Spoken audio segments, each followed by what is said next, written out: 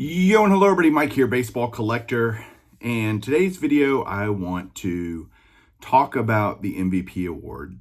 Yesterday, they announced, no surprise to anyone, Shohei Ohtani in the National League, Aaron Judge in the American League for this year's MVPs. Both deserving, no question, kind of like absolutely, kind of no doubters, right? And what I wonder is, do MVP awards matter to the hobby? Do people even care? They certainly matter in terms of the player's legacy and kind of how you look at their career. I will say that I think the MVP award is a misnomer. Most valuable player is not always true in terms of who they select. To me, it's more of a most outstanding player award, and it's a big deal to me. I've always thought a lot of MVPs and always wanted to collect cards. I want to have an autograph of every MVP player and Cy Young winner, but Cy Young is just a totally different thing because I want to really focus on the hobby. Does the hobby care? And I think so. I think it does matter. And what Judge did, for example, is pretty amazing, and I'm sure, I'm not sure. It's likely that if he continues, he's had an amazing regular season run. He could win several more before his career is over, and undoubtedly cement his legacy as a Hall of Fame caliber player. Ohtani is already there. This was his third this year. By the way, only the second player since Frank Robinson to win the MVP in both leagues.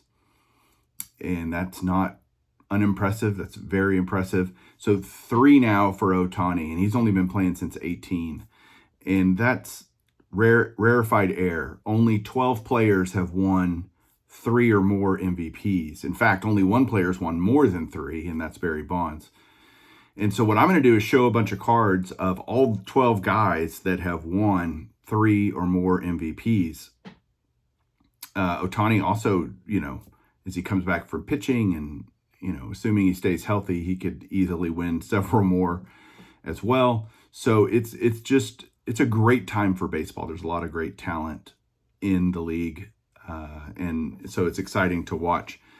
As far as the history, it's, the MVP award it goes back a while, but there are guys like Ruth, Cobb, Gehrig that all only won, one MVP. Cobb, I don't even think it was called something different before the MVP award.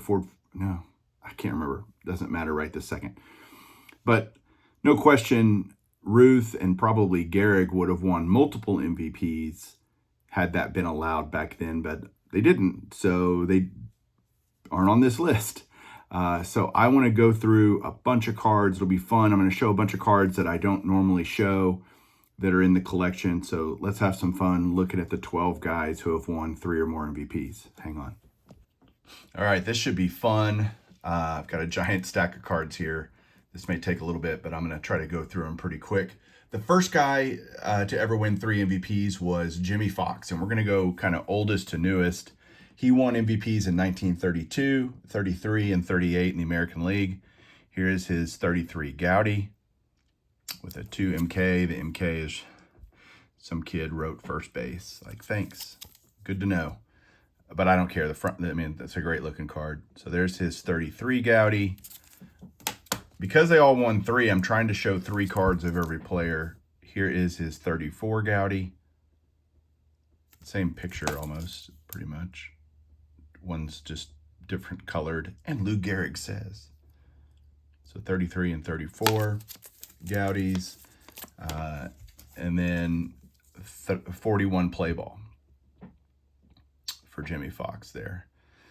So yeah, there's Jimmie Foxx, first guy. The second guy to do it was Joe DiMaggio, and he won in 39, 41, and 47. I would say 41, I think Ted Williams should have won MVP, but that's just me. But here's DiMaggio's 39 play ball, the year he won the MVP. I don't have his 41 play ball yet. That's a card on my list, so I have his 40 play ball there. And then I don't have any cards from 47, so there's his 48, technically 49 leaf right there. So next up, Stan Musial. He won the National League MVP in 43, 46, and 48. So here's his 48 Bowman, which is actually his rookie card, even though he'd already been playing a little while. Here's his Leaf rookie. Actually, I consider this his rookie because I consider this a 49 card, but there's his 48, or here, there's his Bowman and Leaf cards there.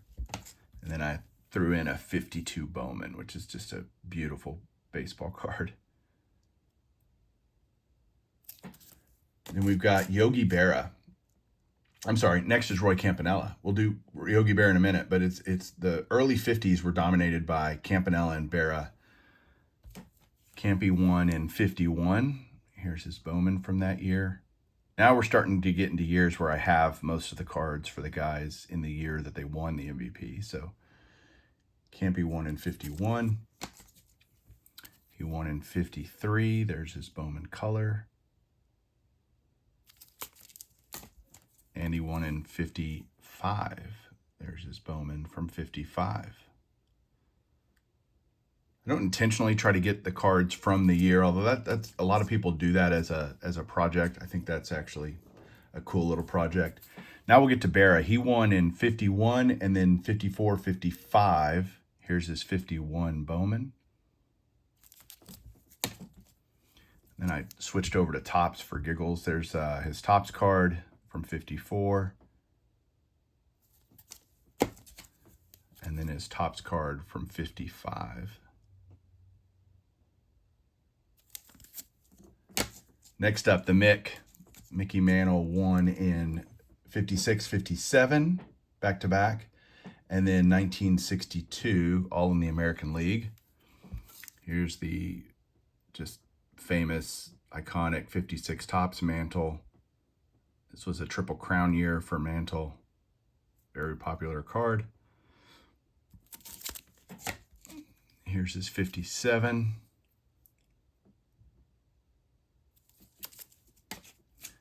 And then his 1962 Topps.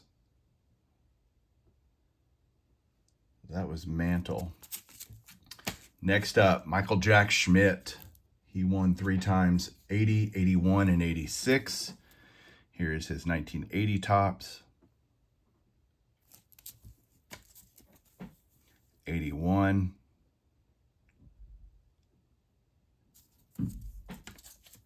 And then again in 86. Yeah, Schmidt, greatest third baseman ever. No question, I don't think. But yeah, winning MVPs, not easy. There's a lot of players. Only one player wins it every year through that. Next up is Barry Bonds. Of course, so much controversy around him. He won in 90, 92, 93, which I would say was pre-roids.